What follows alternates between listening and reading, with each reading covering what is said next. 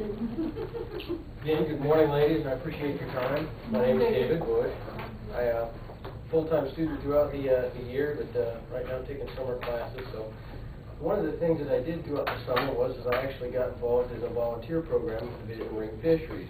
Now, in a roundabout way, you guys would be interested in what I was doing. It was about the oyster shell recycling program.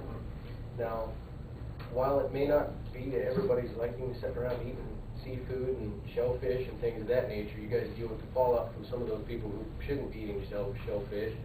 And also you deal with a lot of the environmental issues that you have with the shellfish in general. Some of the things I'm going to talk about is I'm going to talk about the lifespan in particular of an oyster. I'm going to talk about the health benefits of the environment and the people around, and then I want to talk about what you can do to help. Biggest thing that we can probably do is pay attention to what you're doing when you're out in the water. Try not to beat up the environment. And when you get back to your restaurants, your oyster smokeouts, I don't know what they call them down here in North Carolina, you know, the big barbecues where they bring in a lot of oysters and everybody gets together and eats them. Oyster roast. Oyster roast, there you go. When you have those, try to save your shells. There's a lot of different places around that can actually collect them. When you take the shells there, what they'll do is they'll clean the shells and basically put them in a big pile, and when they get enough of them, they take them out on a barge and they use a high pressure water pump and they blast these shells out into particular spots that are watched over and taken care of by the Division of Marine Fisheries.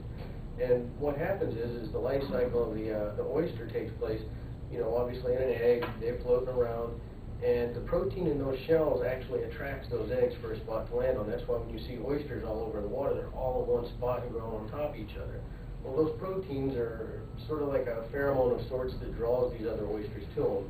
And the baby oysters called spat, once they are attached to these oysters, they anchor themselves in and they start growing their shell up around it. Now, some of the amazing facts about oysters, oysters here in North Carolina used to be one of the #1 exports out of everything we did. It wasn't cotton, it wasn't tobacco, it wasn't textiles, it was oysters. Oysters used to bring us our #1 dollar out here in North Carolina. Well, these oysters over time have been dredged, they have been hit with diseases like MSX, there have been diseases from oysters brought over from Asia that they tried to grow in, and that ended up making things worse. And over time, what it did was it just about completely destroyed the entire oyster population up and down the eastern United States.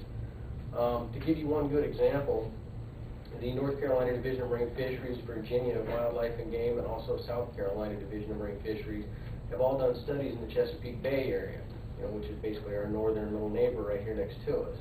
Now, the oysters in the Chesapeake Bay, 20 years ago, those oysters could filter out the entire amount of water in the Chesapeake Bay in the time frame of 1 to 4 days. Now, with the amount of oysters that they have in that area, it would take them over a year to filter that water. Now, what that's bringing up is these oysters, they breathe the water in, breathe it out. That's where they pull the proteins, pull out their nutrients out of the water to actually survive. And as they grow, they're able to do more and more and more. And oysters, their lifespans vary depending on their environment, depending on the nutrients they get, and the way that they, you know, the weather and whatnot. But the biggest thing that they do is they actually are able to take and absorb a lot of stuff that comes from the environment and more or less clean it, like filter it before it goes out to the sea. So a lot of these new developments, draining swamps and things like that, what that does is that shortens down these estuaries where the oysters can grow. Now, again, the oysters probably is not the biggest thing you're thinking about right now. Right now, you're probably thinking, when is this guy going to get over with this? I got things to do, you know. I understand that. Well, when you go out this summer and you actually get an opportunity to go out and eat oysters, if you do eat oysters, or if you know somebody that does, or if you can be in some way or another involved in it, you know, think about these shells whenever you're out. So if you guys are going to have oyster roast, you know, if you guys don't want to do it, you know, either take them down to Beaufort or call around. There's a lot of places that will take these shells. Even our current landfill right here in New Bern has a spot, I believe, that will take oyster shells and separate them for you. But if you can do that, what you're going to do is you're going to build back up that growth of oyster population that's out there. And it has increased over the recent years, but what's going to happen is as it increases, the water quality around here will get better. And a lot of you, I'm sure, have noticed that you don't get to see real clean, pretty blue and green water until you get down to Florida. The water used to be like that here. Now, granted, it's a little bit more to do with temperatures and weather quality, but it used to be a lot cleaner than it was, and it has a lot to do with the amount of oysters and other filtering animals that we have in our water. So think about that whenever you're out there. The clean drinking water you have access to, the clean beaches you had, were due to the oyster population.